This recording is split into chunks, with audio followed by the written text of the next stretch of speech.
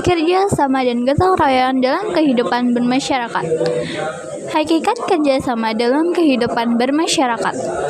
Pengertian kerjasama.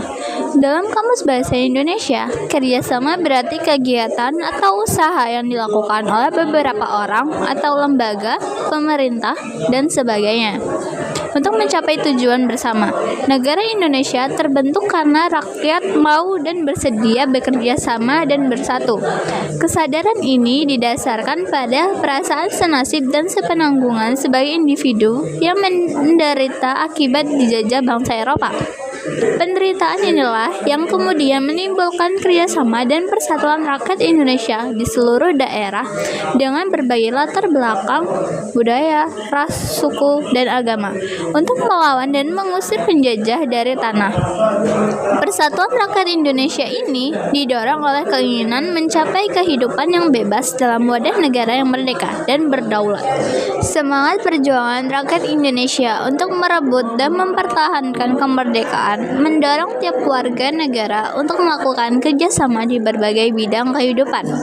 Kerjasama juga penting dalam pembangunan nasional. Pembangunan nasional adalah rangkaian upaya pembangunan yang bersinambungan yang meliputi seluruh aspek kehidupan masyarakat, bangsa, dan negara untuk melaksanakan tugas mewujudkan tujuan nasional sebagaimana dirumuskan dalam pembukaan Undang-Undang Dasar Negara Republik Indonesia tahun 1945. B. Pentingnya kerjasama dalam kehidupan bermasyarakat. Kemerdekaan Indonesia tercipta dari kerjasama seluruh bangsa dalam berbagai aspek kehidupan. Dalam pidato pada tanggal 1 Juni 1945, Soekarno mengatakan bahwa negara Indonesia yang didirikan harus untuk semua kalangan. Negara yang didirikan harus disemangati rasa gotong royong dan perjuangan bersama-sama untuk kepentingan bersama. Kerjasama memang penting dalam kehidupan bersama. Pentingnya kerjasama dalam kehidupan bermasyarakat antara lain terlihat pada hal-hal berikut. Yang pertama, kerjasama membuat pekerjaan akan terasa lebih ringan. Kedua, kerjasama dapat membuat pekerjaan cepat terselesaikan. Ketiga, kerjasama membuat tujuan dapat tercapai dengan efektif. Keempat, kerjasama dapat menyadarkan masyarakat untuk mendahulukan kepentingan umum. Kelima, kerjasama dapat memupuk tanggung jawab sosial. Keenam, kerjasama dapat meningkatkan rasa setia kawan. Ketujuh, kerjasama dapat memupuk rasa kebersamaan. Kedelapan, kerjasama dapat mempererat tali persaudaraan. Kesembilan, kerjasama dapat menciptakan kerukunan. Kesepuluh, kerjasama dapat menumbuhkan rasa persatuan dan kesatuan. 2. Hakikat gotong royong dalam kehidupan bermasyarakat. A. Pengertian gotong royong. Indonesia memiliki bentuk kerjasama yang khas, yaitu gotong royong. Gotong royong berasal dari kata gotong yang berarti pikul atau angkat, dan kata royong yang berarti bersama-sama. Dengan demikian, gotong royong bermakna bekerja atau menyelesaikan tugas secara bersama-sama untuk mencapai hasil yang diinginkan. Dalam konsep gotong royong, pekerjaan dilakukan secara sukarela atau tanpa pamrih oleh seluruh warga sesuai dengan kemampuannya masing-masing. Gotong royong dapat dibedakan menjadi dua, yaitu gotong royong dalam arti tolong-menolong dan gotong royong dalam arti kerja bakti. Dalam praktiknya, gotong royong dalam arti tolong-menolong terjadi dalam pertanian, kegiatan rumah tangga, pesta, perayaan, dan bencana atau kematian, biasanya untuk kepentingan perseorangan atau kelompok. Adapun gotong royong dalam arti kerja bakti umumnya dilakukan untuk berbagai kegiatan yang bersifat umum, biasanya untuk kepentingan bersama, misalnya membersihkan saluran air atau tempat ibadah. B. Istilah gotong royong di berbagai daerah di Indonesia. Gotong royong merupakan cerminan kerjasama antar warga negara yang sesuai dengan kultur dan kepribadian bangsa. Di berbagai daerah di Indonesia terdapat istilah yang bermakna gotong royong. Beberapa di antaranya dapat dilihat pada tabel berikut. Tabel 3.5 Istilah gotong royong di berbagai daerah. 1. Daerah Aceh. Istilah alang tulung, keterangan tradisi tolong-menolong, baik dalam kegiatan sosial, acara keluarga, ekonomi, maupun religi. Tradisi ini didasari ajaran leluhur dan ajaran Islam. 2. Daerah Sumatera Utara. Istilah Siadapari, Raron atau Marsiurupan. Keterangan, kegiatan bercocok tanam yang dilakukan dengan mengerjakan tanah dari tiap anggota kelompok secara bergilir. Keanggotaan kelompok sifatnya sukarela dan masa berdirinya bergantung persetujuan peserta. Ketiga, Sumatera Barat. Istilah Hoyak Tabui.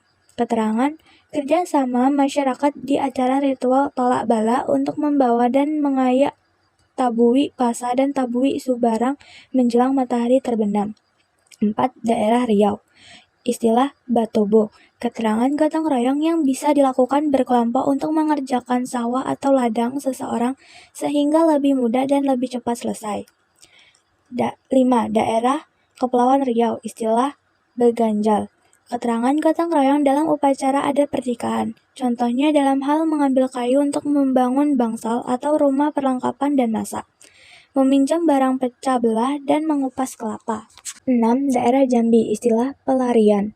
Keterangan gotong royong dalam bertani. Setiap anggota kelompok akan memperoleh bantuan tenaga kerja selama 1 hari dari anggota lainnya secara bergiliran. 7. Bangka Belitung. Istilah nganggung. Keterangan biasanya ditemui pada hari-hari besar seperti 1 Muharram, Maulid Nabi, dan Idul Fitri.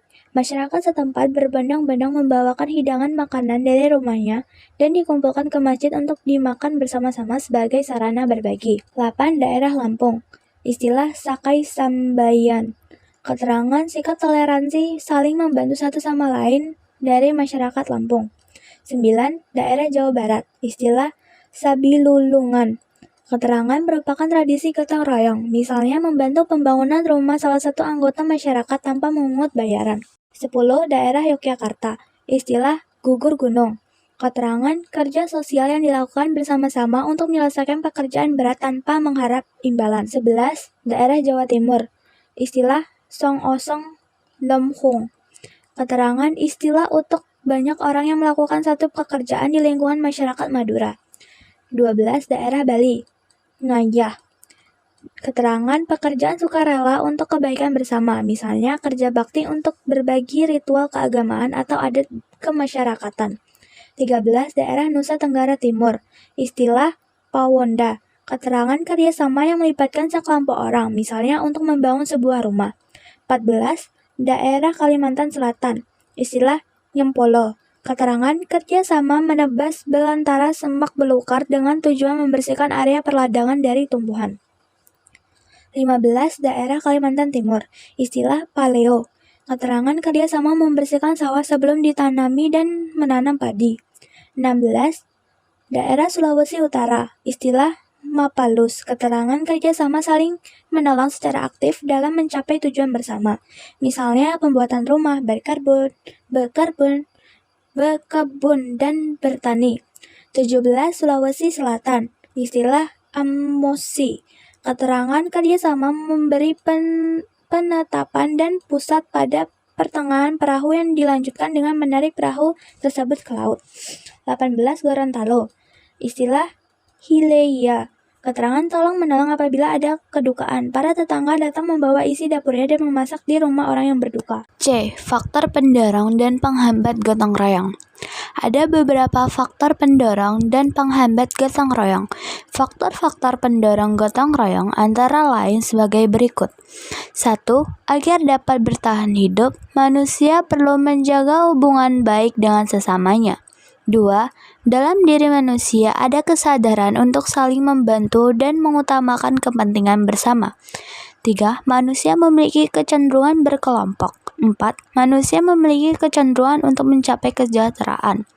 Adapun faktor-faktor penghambat gotong royong antara lain sebagai berikut. 1. Rasa individualisme manusia yang kuat.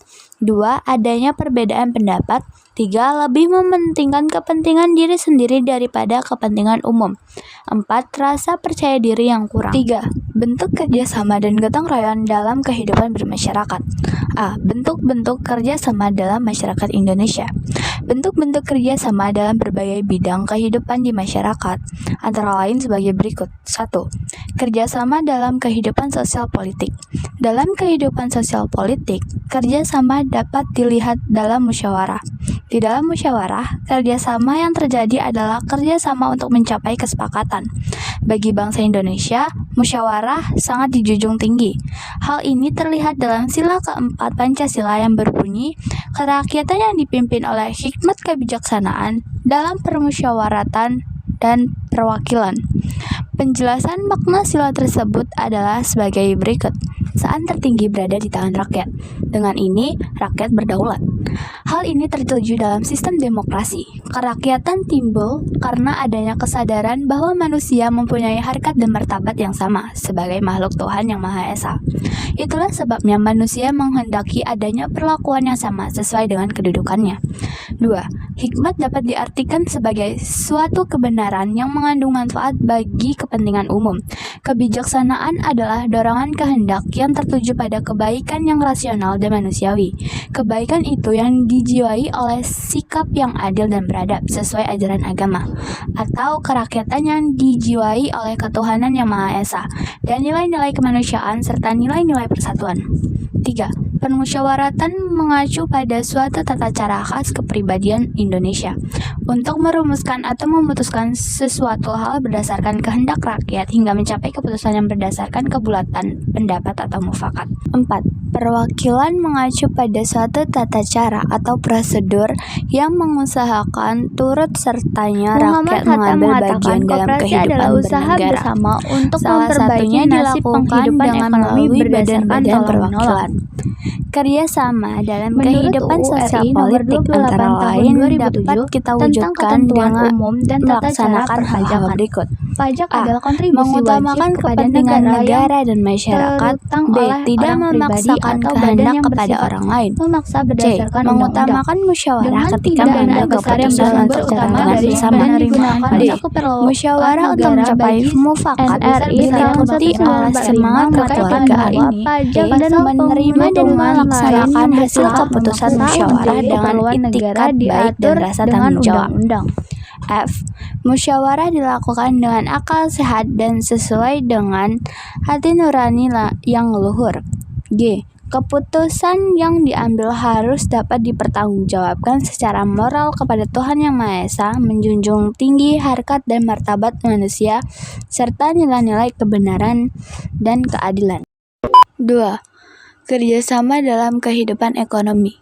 Kerjasama tidak hanya harus diterapkan dalam kehidupan sosial politik, kerjasama juga harus diterapkan dalam kehidupan ekonomi. Kerjasama dalam bidang ekonomi merupakan salah satu bentuk pengamalan sila Pancasila yang berbunyi, keadilan sosial bagi seluruh rakyat Indonesia. Salah satu bentuk pengamalan sila ini adalah mengembangkan perbuatan-perbuatan yang luhur dan mencerminkan sikap dan suasana kekeluargaan dan kegotong royongan. Kerjasama dalam bidang ekonomi sesuai dengan pasal 33 ayat 1 UUD NRI tahun 1945 yang berbunyi, perekonomian disusun sebagai usaha bersama berdasarkan asas kekeluargaan. Usaha bersama mengacu pada wujud paham mutualisme, yakni suatu kehendak untuk senantiasa mengutamakan semangat bekerja sama dalam kegotong royongan. Asas kekeluargaan menunjukkan adanya tanggung jawab bersama untuk menjamin kepentingan bersama, kemajuan bersama, dan kemakmuran bersama, yang mengutamakan kerukunan dan solidaritas. Wujud usaha bersama berdasarkan asas kekeluargaan dalam membangun perekonomian Indonesia yang sesuai pasal 33 UUD NRI tahun 1945 adalah koperasi. Muhammad Hatta mengatakan koperasi adalah usaha bersama untuk memperbaiki nasib penghidupan ekonomi berdasarkan tolong-menolong. Semangat tolong-menolong tersebut didorong oleh keinginan memberi jasa kepada kawan berdasarkan seorang buat semua dan semua untuk seorang. Menurut UU RI nomor 25 tahun 1992 tentang perkoperasian, koperasi, baik sebagai gerakan ekonomi rakyat maupun sebagai badan usaha, berperan serta untuk mewujudkan masyarakat yang maju, adil, dan makmur berdasarkan Pancasila dan UUD NRI tahun 1945. Dalam tata perekonomian nasional yang disusun sebagai usaha bersama berdasarkan atas asas kekeluargaan dan demokrasi ekonomi. Kemakmuran seluruh rakyat Indonesia yang merata dan berkeadilan merupakan tujuan pembangunan nasional Negara Kesatuan Republik Indonesia. Untuk mencapai tujuan ini, perlu pendanaan besar yang bersumber utama dari penerimaan pajak. Menurut UU RI Nomor 28 Tahun 2007 tentang Ketentuan Umum dan Tata Cara Perpajakan, pajak adalah kontribusi wajib kepada negara yang terutang oleh orang pribadi atau badan yang bersifat memaksa berdasarkan undang-undang, dengan tidak mendapatkan imbalan secara langsung dan digunakan untuk keperluan negara bagi sebesar-besarnya kemakmuran rakyat. Terkait dengan hal ini, Pasal 23A UUD NRI tahun 1945 mengatakan bahwa pajak dan penguntungan lain yang bersifat memaksa untuk keperluan negara diatur dengan undang-undang. Perpajakan adalah wujud partisipasi dan kontribusi real rakyat kepada negara. Kerelaan rakyat membayar pajak merupakan upaya nyata keterlibatan rakyat dalam pembangunan. Pembangunan yang dibiayai oleh pajak pada hakikatnya diperuntukkan bagi kepentingan seluruh rakyat Indonesia. Perpajakan dapat dianggap sebagai kerjasama dalam membangun bangsa dan negara. Keikutsertaan rakyat dalam mendukung kebijakan pemerintah yang berorientasi pada kepentingan rakyat ini menjadi wujud nilai kerakyatan. Gambar 3.8 warga sedang melakukan pengurusan surat kendaraan bermotor di Gerai Samsat. Untuk perpanjangan surat tanda nomor kendaraan atau STNK, warga harus membayar pajak sesuai ketentuan berlaku. Pembayaran pajak termasuk kerjasama dalam bidang ekonomi. Kerjasama dalam kehidupan ekonomi antara lain dapat kita wujudkan dengan melaksanakan hal-hal berikut. A. Mengembangkan perbuatan-perbuatan yang luhur yang mencerminkan sikap dan suasana kekeluargaan dan kegotong royongan. B. Bersikap adil. C. Menjaga keseimbangan antara hak dan kewajiban. D. Menghormati hak-hak orang lain. E. Suka memberi pertolongan kepada orang lain. F. Menjauhi sikap pemerasan terhadap orang lain. G. Tidak bersifat boros. H. Tidak bergaya hidup mewah. I. Tidak melakukan perbuatan yang merugikan kepentingan umum. J. Suka bekerja keras. K. Menghargai hasil karya orang lain. L. Bersama-sama berusaha mewujudkan kemajuan yang merata dan berkeadilan sosial. 3. Kerjasama dalam bidang kehidupan pertahanan dan keamanan negara. Menurut UU RI Nomor 3 Tahun 2002 tentang Pertahanan Negara, pertahanan negara adalah segala usaha untuk mempertahankan kedaulatan negara, keutuhan wilayah negara Kesatuan Republik Indonesia, dan keselamatan segenap bangsa dari ancaman dan gangguan terhadap keutuhan bangsa dan negara. Sistem pertahanan negara adalah sistem pertahanan yang bersifat semesta yang melibatkan seluruh warga negara, wilayah, dan sumber daya nasional lainnya, serta dipersiapkan secara dini oleh pemerintah dan diselenggarakan secara total, terpadu, terarah, dan berlanjut untuk menegakkan kedaulatan negara, keutuhan wilayah, dan keselamatan segenap bangsa dari segala ancaman. Keikutsertaan seluruh warga negara dalam bidang pertahanan dan keamanan diatur dalam Pasal 30 UUD NRI tahun 1945 yang berbunyi sebagai berikut. Pasal 30. 1. Tiap-tiap warga negara berhak dan wajib ikut serta dalam usaha pertahanan dan keamanan negara. 2. Pertahanan dan keamanan negara dilaksanakan melalui sistem pertahanan dan keamanan rakyat semesta oleh Tentara Nasional Indonesia dan Kepolisian Negara Republik Indonesia sebagai kekuatan utama dan rakyat sebagai kekuatan pendukung. 3. Tentara Nasional Indonesia terdiri atas Angkatan Darat, Angkatan Laut, dan Angkatan Udara sebagai alat negara bertugas mempertahankan, melindungi, dan memelihara keutuhan dan kedaulatan negara. 4. Kepolisian Negara Republik Indonesia sebagai alat negara yang menjaga keamanan dan ketertiban masyarakat, bertugas melindungi, mengayomi, melayani masyarakat, serta menegakkan hukum.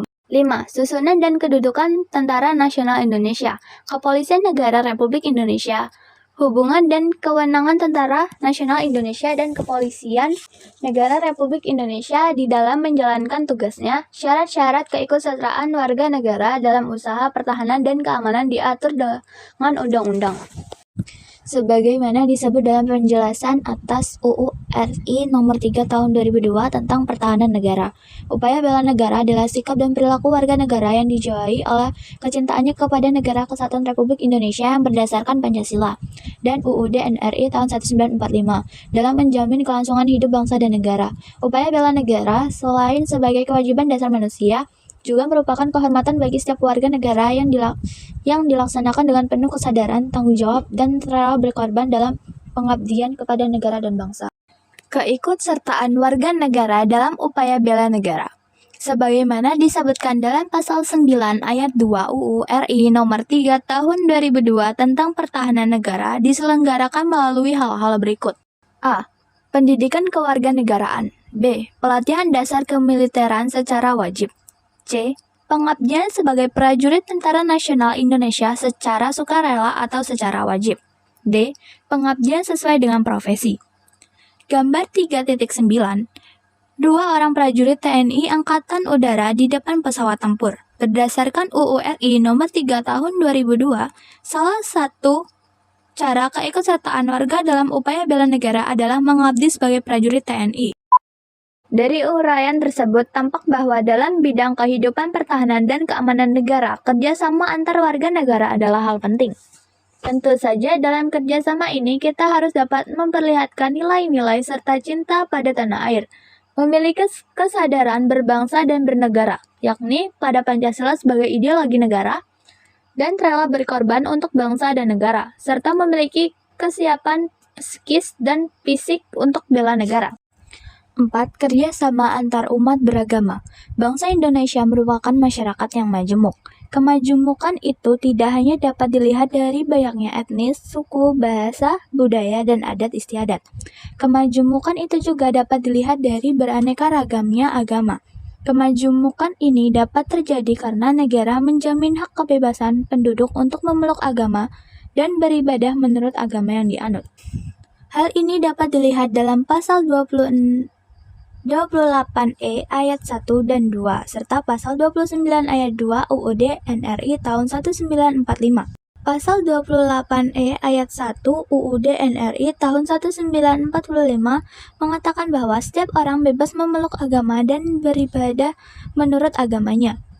Pasal 28E ayat 2 UUD NRI tahun 1945 menyatakan bahwa setiap orang berhak atas kebebasan meyakini kepercayaan, menyatakan pikiran dan sikap sesuai dengan hati nuraninya.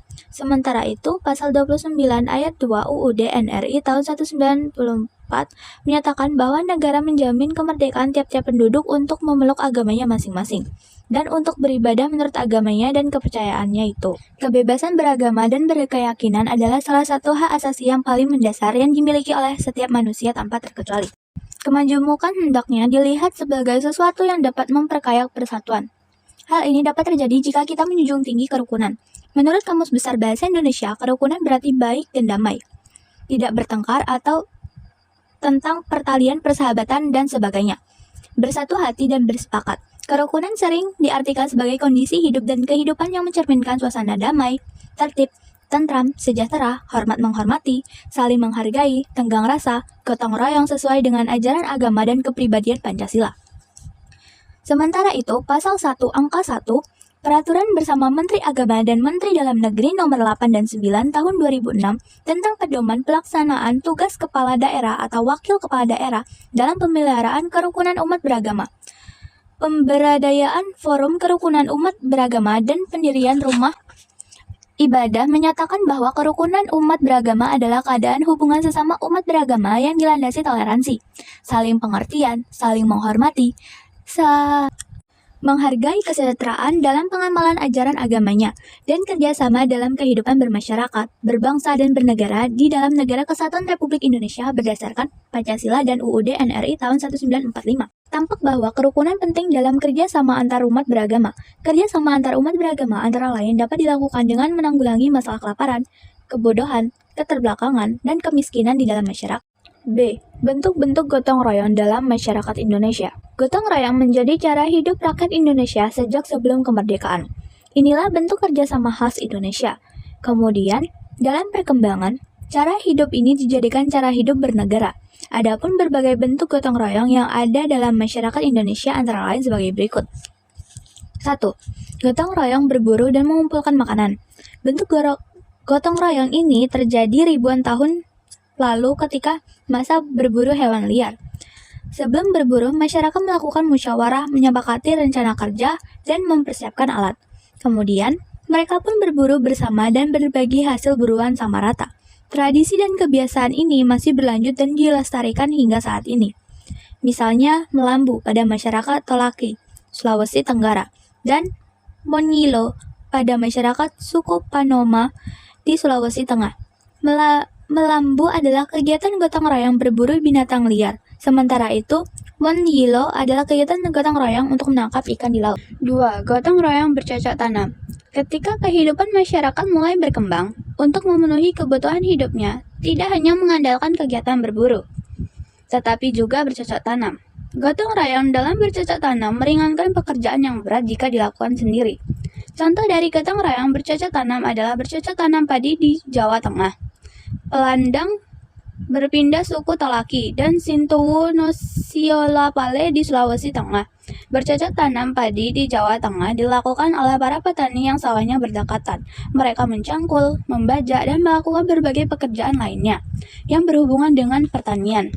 Ladang berpindah masyarakat suku Tolaki adalah kegiatan membuka ladang secara berkelompok. Setelah ladang tidak subur lagi, mereka berpindah membuka ladang baru. Sintowo Nosalipele adalah kegiatan kerjasama dalam kekeluargaan di bidang pertanian. Peladang berpindah masyarakat suku Tolaki adalah kegiatan membuka ladang secara berkelompok. Setelah ladang tidak subur lagi, mereka berpindah membuka ladang baru. Sintowo Nosalipele adalah kegiatan kerjasama dalam kekeluargaan di bidang pertanian.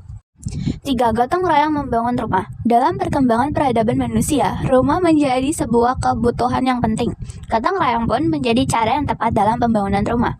Misalnya, Bataga Kudo-Kudo. Tradisi gotong royong membangun rumah di Sumatera Barat, Barifola. Tradisi gotong royong membangun rumah di Tidore dan Sambatan. Tradisi gotong royong membangun rumah di Jawa. Ada pula tradisi Marakabola. Tradisi gotong royong memindahkan rumah di Sulawesi Selatan. Gambar 3.10, tradisi Marakabola, tradisi gotong royong memindahkan rumah di Sulawesi Selatan. Adapun gotong royong juga dapat dilakukan di berbagai lingkungan seperti lingkungan sekolah, masyarakat, dan negara. Sekolah adalah lembaga pendidikan yang membentuk pengetahuan dan karakter siswa. Oleh karena itu, siswa dapat dilatih untuk melakukan gotong royong bersama. Misalnya, siswa dapat bekerja sama dan berkontribusi untuk mewujudkan misi dan visi sekolah, mengikuti proses belajar mengajar dengan baik, dan terlatih menyumbangkan ide dan gagasan untuk kemajuan sekolah. Dalam lingkungan masyarakat, gotong royong dapat dilakukan, misalnya untuk membersihkan lingkungan, bakti sosial, dan dalam kegiatan bazar. Adapun dalam hidup berbangsa dan bernegara, gotong royong yang dapat dilakukan antara lain adalah membayar pajak tepat waktu, aktif dan mendukung berbagai program pemerintah, serta dapat menyumbangkan ide dan gagasan untuk kemajuan bangsa.